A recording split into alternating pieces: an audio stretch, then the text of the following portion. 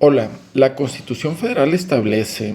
que, entre otros, el ejercicio del Poder Judicial de la Federación se deposita en una Suprema Corte de Justicia de la Nación, integrada por 11 ministros,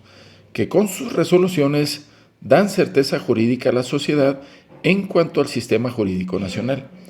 Como podemos suponer, integrar ese órgano, sobre todo como ministro, es el cargo más honroso que puede recibir una persona, en específico un licenciado en Derecho. La Constitución también prevé que los ministros duran en su encargo 15 años y cuando venza ese periodo tendrán derecho a un haber por retiro. Del mismo modo, la Constitución señala que el nombramiento debe recaer de preferencia entre aquellas personas que hayan servido con eficiencia, capacidad y probidad en la impartición de justicia, o que se hayan distinguido por su honorabilidad, competencia y antecedentes profesionales en el ejercicio de la actividad jurídica. Debe comprenderse que todo ello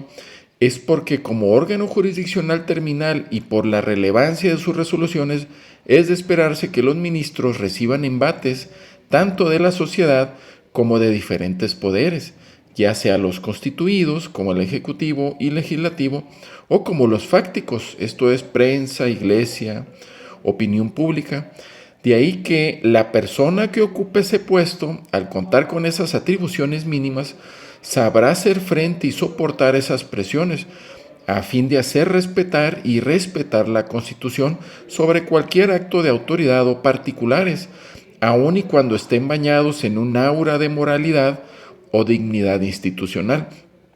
Esto de alguna manera justifica los saberes por retiro que se otorga a ese tipo de servidores cuando terminan su encargo, pues como regla general los juzgadores se convierten en seres aislados de la sociedad a fin de evitar que grupos cercanos intenten presionarlos o pedirles favores judiciales. Es por lo anterior que cuando una persona ingresa a ejercer el puesto de ministro, protesta desempeñar leal y patrióticamente el cargo y señala que guardará y hará guardar la Constitución y las leyes que de ella emanen, y que mirará en todo momento por el bien y prosperidad de la Unión, y en los mismos términos protesta el presidente de la República. Del mismo modo, la Constitución indica que los servidores públicos ahí señalados, entre ellos los ministros de la Suprema Corte de la Nación y el presidente de México, pueden ser objeto de responsabilidades siempre que se vinculen, entre otros, con faltas graves administrativas o hechos de corrupción. En efecto, la Constitución prevé que se pueden imponer sanciones como la inhabilitación para desempeñar funciones, empleos o comisiones de cualquier naturaleza en el servicio público, la pérdida de los derechos inherentes al cargo, como por ejemplo el haber por retiro, y de ser el caso procesados penalmente. Hay que señalar que la Constitución no prevé el hecho de que un ministro se haya retirado o haya vencido el tiempo de encargo o el presidente de México haya concluido su encargo, no impide que eventualmente sean sometidos a juicio político o posteriormente, si esto sucedió, ser procesados o sancionados administrativamente. Del mismo modo, la Constitución prevé una lista extensa de acciones o omisiones que pueden ser motivo de responsabilidad para los servidores públicos de alto nivel, como los ministros de la Corte y el presidente de México. Por ejemplo, que en el ejercicio de sus funciones incurran en actos o omisiones que causen perjuicio a los intereses públicos fundamentales, incurrir en hechos de corrupción, que por sus actos u omisiones afecten la legalidad, honradez, lealtad, imparcialidad y eficiencia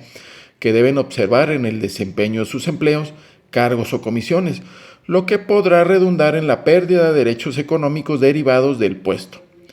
Así, en cuanto al procedimiento de juicio político, debemos señalar que constituye una herramienta que la propia Constitución establece para protegerse y así evitar que los funcionarios públicos de alto nivel, aprovechando la condición propia de su encargo, la desobedezcan.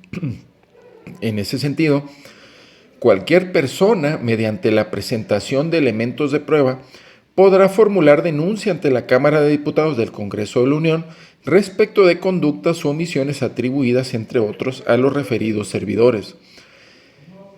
De ser el caso, si la Cámara de Diputados, por mayoría absoluta de los miembros presentes en la sesión de que se trate, considera procedente la denuncia, realizará la acusación correspondiente ante la Cámara de Senadores,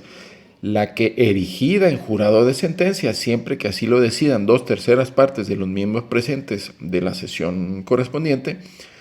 podrá imponer al inculpado la sanción aplicable. Dentro de este procedimiento de juicio político, lo determinado por la Cámara de Senadores y Diputados será inatacable, esto es, no procederá a juicio alguno, por ejemplo, el juicio de amparo o controversia constitucional. En el caso, si por ejemplo en nuestro país existiera un ministro de la Corte que de manera prematura renunció de forma injustificada a su cargo, faltando muy poco tiempo para que venciera el periodo por el cual fue nombrado, habría que analizar si esa conducta le permitiría disfrutar de su haber por retiro, ya sea completo o parcialmente. Pongo de ejemplo que si un trabajador del Estado que se pueda jubilar en términos de la ley del ISSSTE, si le faltaran meses o días para ello, aunque ya tenga la mayoría de la antigüedad necesaria para jubilarse, no podría disfrutar de su pensión por años de servicio hasta que cumpla el periodo o años de servicio que la legislación señala. Así que trasladado ese ejemplo al supuesto de un ministro que se retiró de manera prematura e injustificada, no habría forma, desde mi punto de vista, que recibiera ese haber por retiro, salvo que una norma que regule esa figura establezca lo contrario. En otro aspecto, si en México existiera un presidente de la República que confesara que durante su gestión uno o varios ministros o exministros de la Corte, de manera amable y respetuosa, les pedía ayuda e intervención, no para que se resolvieran los casos de manera rápida, pues para ello hay un procedimiento expresamente previsto en la Constitución, sino les pedía su ayuda para influir en la decisión de los asuntos, ya sea los emitidos por la propia Corte o los que estuvieran bajo la jurisdicción de juzgados de distrito y tribunales de circuito. Es válido reflexionar si esas conductas son de las catalogadas y prohibidas por la Constitución y que pueden ser materia de sanciones, pues puede suceder que a través de esas amables y respetuosas intervenciones, un presidente de México haya roto la división del ejercicio del poder que existe en México o que debe existir, impidiendo, por ejemplo, que la Corte defendiera la Constitución y, por ende, que se ponga o haya puesto en riesgo la impartición de justicia en el país, algo que la sociedad está interesada que se haga de la mejor forma. Ello aún, y cuando se diga que era para ayudar al pueblo o a la nación, pues precisamente la división del ejercicio del poder es para evitar intromisiones de un poder sobre otro, salvo los supuestos previstos en la propia Constitución.